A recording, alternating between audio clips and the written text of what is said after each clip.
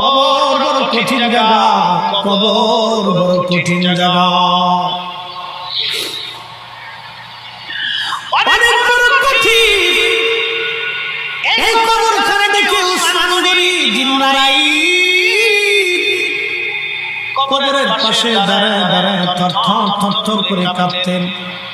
সাহাবায়ে কেরাম বলেন, আমিরুল মুমিনিন, আল্লাহ আপনাকে দুই নূরের নবী কেন বানিয়েছেন? দুনিয়ার থেকে জান্নাতের সার্টিফিকেট পেয়েছেন, তারপরেও কেন কবর দেখে দেখে আপনি কাঁদেন? উসমান গনি বলতেন, সাহাবারা, আমি আমার মাসুকের জবান থেকে শুনেছি এই কবর হলো প্রথম ঘাঁটি। এই কবর প্রথম ঘাঁটি। কবরের মধ্যে তিনটে প্রশ্ন করা হবে, মান রাব্বুকা মা দীনুকা মা কুনতা তাকুলু ফি হাক্কি হাযার রাজুল।